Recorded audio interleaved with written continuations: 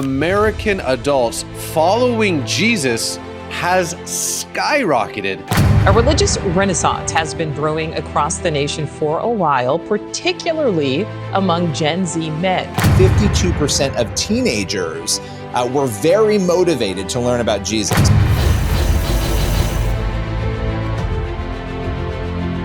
Everything that's bountiful, everything that's good, everything that is noteworthy, praiseworthy is found in Christ.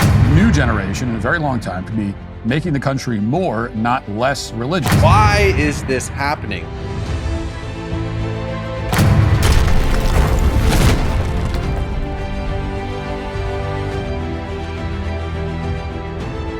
Is Gen Z increasing their faith? We're going to find out on this episode of Equipped for Life. There are statistics and data that suggest that there is a rise among Christianity in Gen Z, in this generation, in the U.S. and the UK. For so many years, we've seen the decline of interest in the gospel and in Christianity across this generation, but there are trends that suggest that the tides are changing. We're going to take a look at a couple different articles that suggest that, a couple different news reports from secular sources like News Nation, and we'll also look at CBN and even perhaps maybe a little bit from Matt Walsh. I know that he's a polarizing figure, but he has reported on this phenomenon and the rise of Christianity amongst Gen Z. But before we get to that, I have to remind you that you are tuned in to Equipped for Life Media. Equipped for Life is a men's ministry that meets multiple times a week for in-person group studies. This is an extension of Equipped for Life, and our purpose is to equip you with truth of the gospel and understanding of where you are as a man and even a woman now, since we're on YouTube in this environment. You know, there's going to be women that are watching this content. But EFLmen.com is the website. Don't forget to, if you like the content and the videos we're producing, to like, subscribe, click on notifications, do all the things that you're supposed to do if you are being blessed by the content. And if you like the swag, of course, this one I'm rocking today is the Trust the Process, because it is a process with God and the faith. You can get the merchandise and all the swag, EFLmen.com. You don't got to be a member of EFL, of course, to rock the dope merch. All right, so with that being said, we have a couple things we want to hop into today. The first video I want to show you is a video that I came across from News Nation talking about the rise in Christianity in the United States. The topic of religion is trending, and not just because of the newly elected Pope.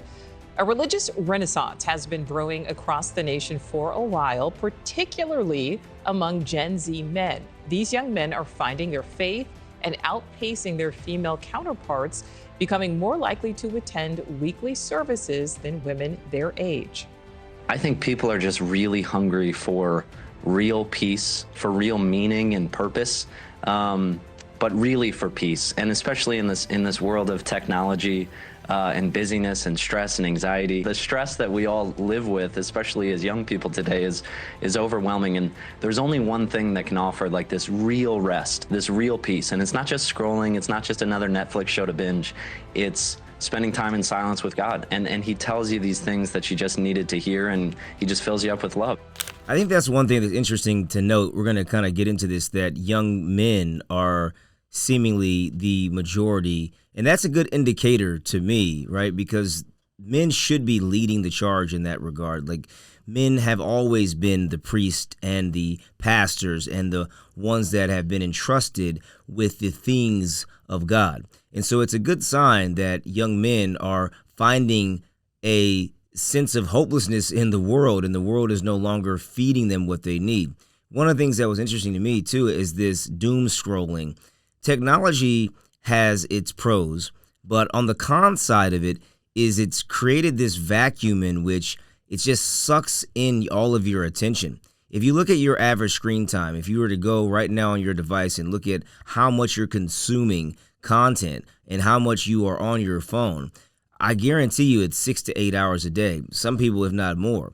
And that is a problem because it doesn't allow your mind to rest. And the need for solitude and silence is so important, especially if you're going to cultivate a relationship with God. But if you always have yourself connected, if you're always plugged in, there's so many competing voices against God's voice that it's going to be very difficult to discern when he's speaking to you and when he's calling you near to himself. So I think that's a very interesting thing. And I think that this idea of peace amongst a generation, amidst all the noise, is telling to me.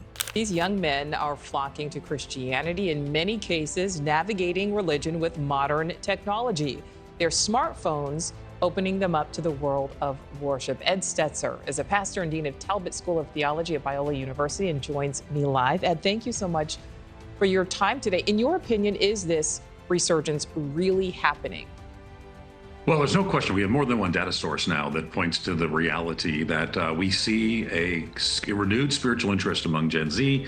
Also, and in particular, Gen Z young men, for the first time in the history of tracking religion research that we have in American history, more young men, Gen Z young men, more young men than young women are going to church. And that's good news, but it's also the bad news is that an increasing number of young women have dropped out of church. But yes, there's renewed spiritual interest. The New York Times noticed it on Easter Sunday. I wrote the article in USA Today about it on Easter Sunday. We're definitely seeing a renewed interest in spiritual matters. You know, and we know that so many people are glued to their phones. So many people are glued to social media, and it can result in a lot of negative feelings. It can result in feelings of loneliness. We know the past administration basically declared an epidemic of loneliness in America. What do you think is behind this return or this finding religion, if you will? And do you think this trend continues? Well, I think what's behind it is that the current state of affairs in our world has proven that there's not a lot of hope to be placed on the inevitability of progress that was sort of promised in the modern experiment. I think instead, there's a crisis of young men in our country, for example, and not all of them are turning to faith. Some of them are turning to Andrew Tate and other places where they're finding unhealthy models at best and toxic at worst. And so, but some are acknowledging that maybe the world in which we live right now, the doom scrolling, the challenges of mental health all around them, they're just not finding their hope in the promises of the world, even the promises of technology. So many are turning. This is interesting. It reminds me of Romans 12:2, and it says, "Be no longer conformed to the pattern of this world, but be transformed by the renewing of your mind, and then you will be able to test and approve God's good, perfect, and pleasing will." I think that this is a extremely important and paramount verse because Paul understood this even thousands of years ago, that the pattern of the world, it kind of sucks you in. And so now in this kind of postmodern age where we have all of the technological advancements and the rise of atheistic thinking, moral relativism, and things that have bamboozled a generation of people into believing that human achievement is the pinnacle of satisfaction, you're finding that people are seeing that that's void. It comes back empty. It comes back hollow. There's nothing to be had there.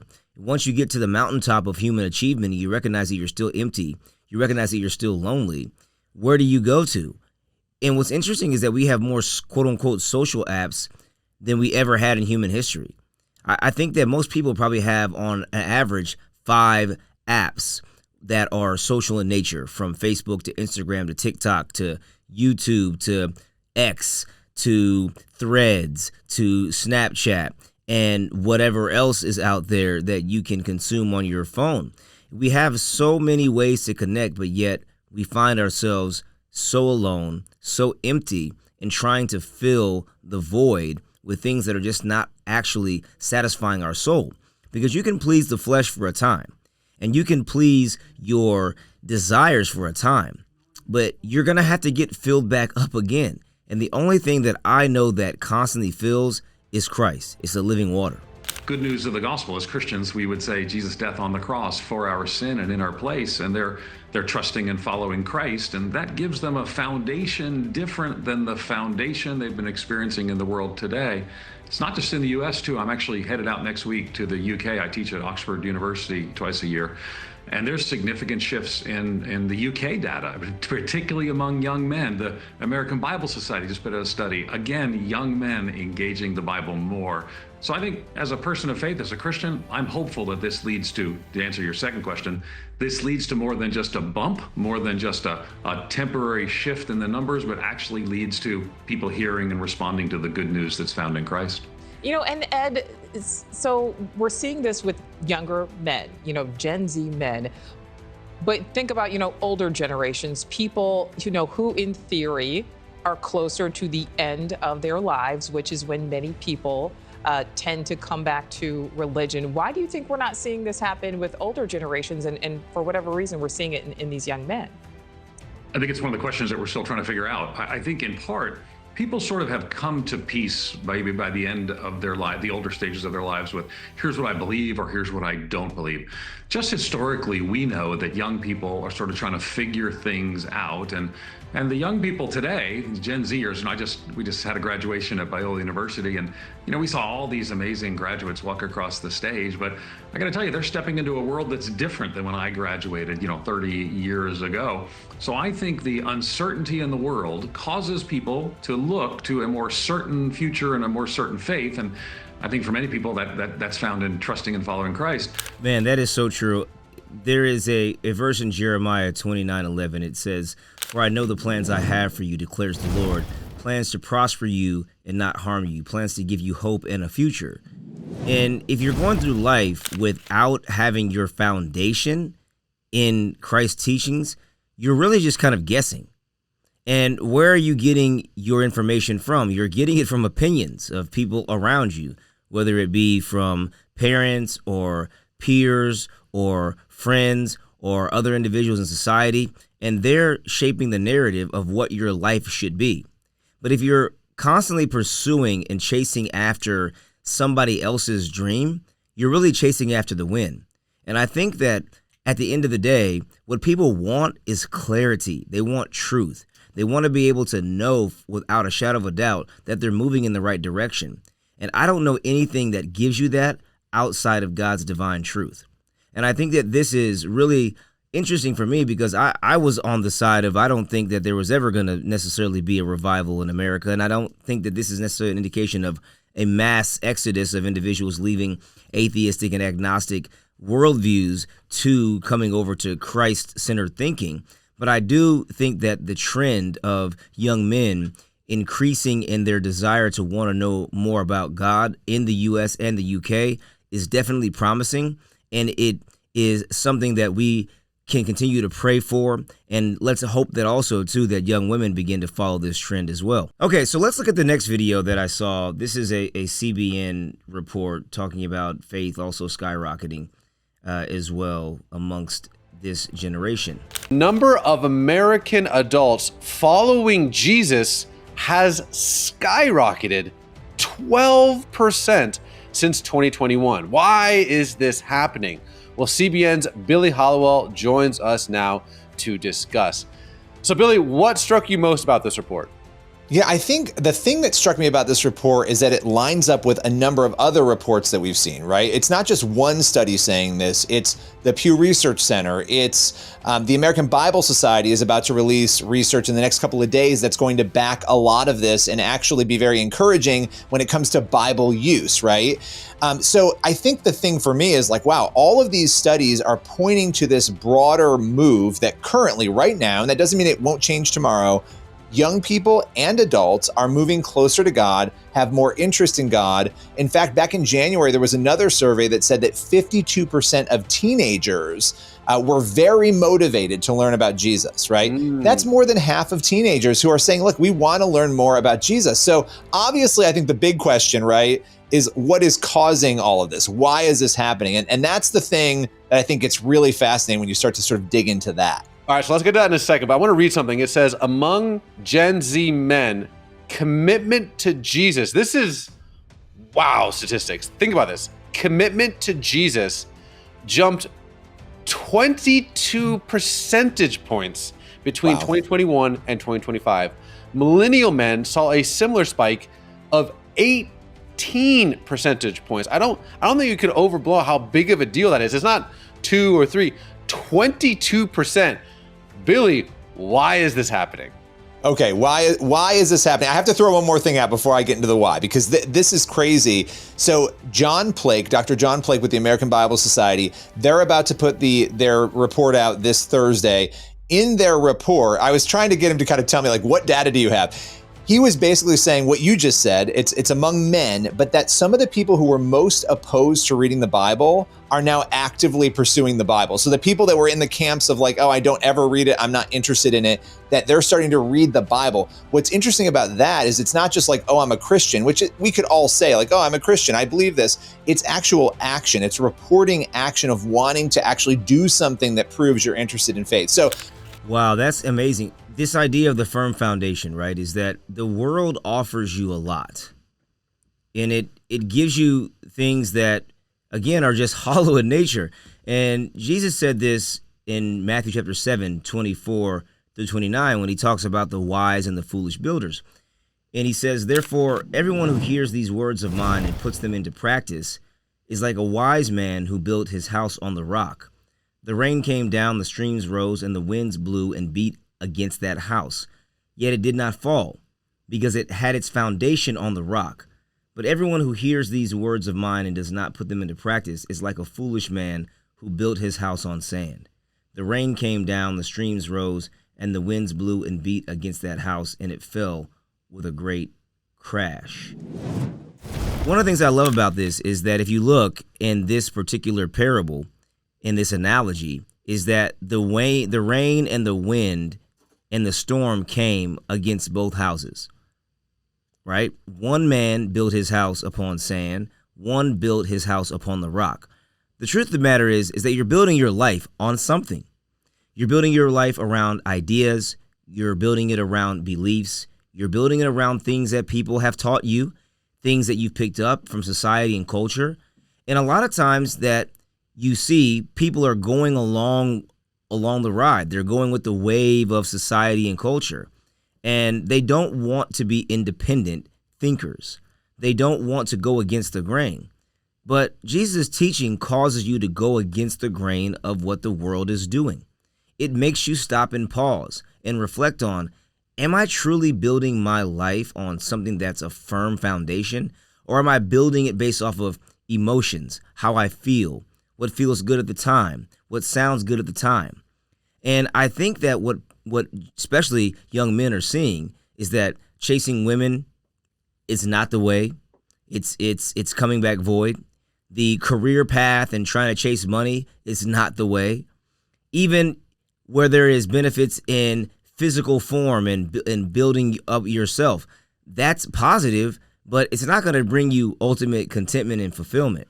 And really the only thing that brings fulfillment is Christ. Anyway, that data is coming, but why is this happening? Here's my theory on this. My theory on this is that for a long time, people have been lied to. And this is why you're seeing politically and culturally and spiritually, all these things are mirroring each other. I'm not saying that the politics is the same as faith. What I'm saying is people are shifting quickly because they're realizing I haven't been told the truth, right? You sold me this lie, especially for young people. Like, you've sold me this lie. I can believe whatever I want. I can be a relativist. I can say that I can make up my own morality. And people have started to live that out. And what we're finding now is that it doesn't go well, that living it out actually doesn't work. And so when you have young people realizing that, and older adults and millennials and everybody, but particularly young people who have been brought up on those lies, it's sort of like their lives are shattered and now they're looking for the truth. And so where do they find the truth? They find it in the opposite direction of where they've been led. And so the cool thing right now is that that is leading people towards faith, because that we know as Christians, that is where the truth is. So man, it's like there's a second enlightenment happening. It's the realization, right? Because you in the postmodern age, you had this idea, again, this humanistic type of a worldview, moral relativistic worldview, that all paths, all roads lead to the same thing. Well, that's a statement of truth, right? When you follow that ideology and you think that, well, Buddhism and Hinduism and Islam and Christianity and agnosticism, they are all equal, they're equivalent worldviews, and I can get the same outcomes no matter which path I take. Well, in reality, it's just not true. And I think that people are starting to understand that, no, there is a difference between a truth and a lie. And when you recognize you've been deceived, you can either continue to walk in deception, or you can be humble enough to say, you know what, I'm going to go a different direction. Ephesians 1:18 says this, I pray that the eyes of your heart may be enlightened, in order that you may know the hope to which he has called you, the riches of his glorious inheritance in his holy people. The truth of the matter is that everything that's bountiful, everything that's good, everything that is noteworthy, praiseworthy is found in Christ. You're not going to get anything outside of a Christ-centered relationship that's going to be more fulfilling than what's in a Christ-filled relationship. And when you pursue things in the world, you pursue sexual relationships, you pursue a desire for the acquisition of things, materials, possessions, you're going to find yourself empty at the end of the day. And I think that's what young adults, Gen Z, is finding, that they've been told lies, they've been sold a bill of goods, and the things they've been pursuing just aren't actually fulfilling. And they're looking for alternative solutions, and they're finding those answers in faith. I think in a lot of ways, the enemy and culture and all these crazy things, doing the things they've done, have actually pointed people towards the truth inadvertently. Woo-wee. And one of my favorite things is apologetics. And I think for me, if you're watching this and you're struggling with your faith, one of the things that just gets me really excited is that the more I looked at the evidence for the truth, I was like, all right, this is going to be a really uncomfortable place to be. But one of the just absolutely incredible things, in my opinion, about the God of Abraham, Isaac, and Jacob, the God of the Bible, Yeshua, Jesus, is that it's true. Like, yes, it's the truth, and like it's our salvation, but like sometimes I think we forget about the fact that this is actually true. Like from the people described in the Bible to how things happen to the universe beginning in a moment.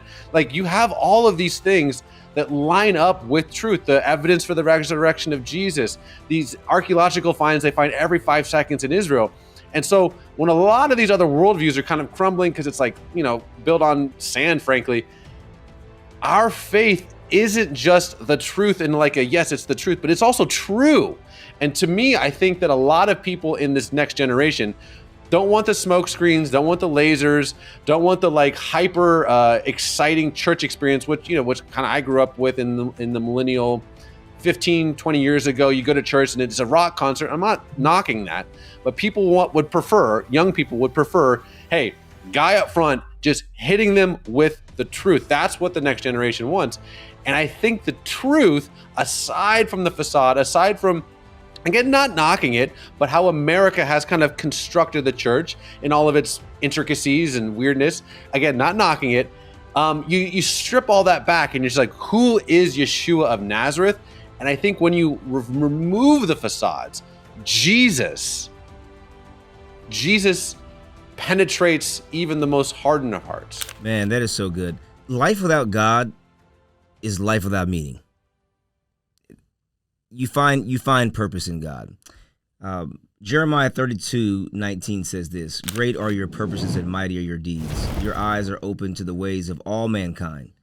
You reward each person according to their conduct and as their deeds deserve. Proverbs 19:21 says, many are the plans in a person's heart, but it is the Lord's purpose that prevails.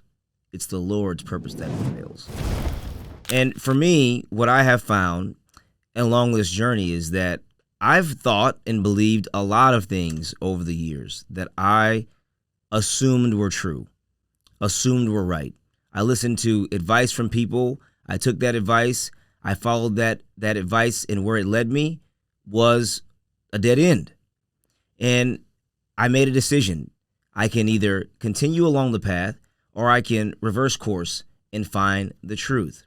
So there's one more video we're gonna watch, and then we're gonna wrap up for this session.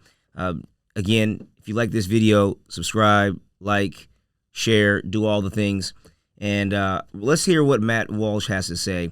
And he says something very interesting here, just about atheism and kind of how the ideas of atheistic thinking have really been a catalyst to bring people to this new age of enlightenment and pursuit of faith. Here's an interesting article this week in the Financial Times. I don't know why the Financial Times is covering this exactly, but here's the headline.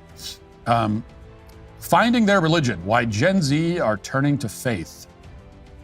So there's been a series of articles in different publications about this phenomenon, but let me read a little bit of this one. Slowly, slightly, faith is trickling back, at least into Britain. There's something in the water. Religion is civilized table talk. Even non-believers mourn the death of Pope Francis, with secularism yet to devise a credible alternative as the world's moral conscience. The pews are filling up, notably with young people. Gen Z's attendance at church has quadrupled in recent years, which I didn't know that it was that high. That's pretty incredible. From a small base, but the significance lies more in the direction of travel. This is shaping up to be the first new generation in a very long time to be making the country more, not less, religious. TikToking digital natives for whom the old world is unfathomable, yet who retrieve now from its analog wreckage of all things, Bibles and hymn sheets. Today's culture is certainly more sympathetic to faith than the noughties when millennials like me grew up ensnared by the four horsemen of new atheism and their era-defining bestsellers, which was Sam Harris, Richard Dawkins, Christopher Hitchens, Daniel Dennett. Dismissing religion as child abuse, mental illness, or terrorist propaganda, they seem now as dated as the Dead Sea Scrolls. Man, so atheism really drove people into confusion, and it didn't bring about peace. It just brought more questions, and those questions never got answered. And what you're left with is this very base level understanding of the world. Why are we even here? If we're just here by a chaotic chance, if there's not really any meaning and purpose in life, if there's no way to define what's good or bad, we're just kind of floating around on a rock, I don't know how you become motivated from that. And ultimately, you're not going to find peace in that. And I want to leave us with this. John chapter 14:27 says this: "Peace I leave with you, my peace I give you. I do not give to you as the world gives. Do not let your hearts be troubled, and do not be afraid." Ultimately, at the end of the day, I'm encouraged about Gen Z. I pray for Gen Z. I think this generation has a lot of opportunity. They've also got a lot of challenges. They've got strengths and they've got weaknesses, just like every generation. But one thing I do know is that the Holy Spirit can transform any heart, any mind, and any body. And that's my hope for this generation. You've been listening to Equipped for Life. I'm Brandon C. Ricks, your host. Hope you tune in to the next video. Until next time, be blessed and be strong on your journey. Peace.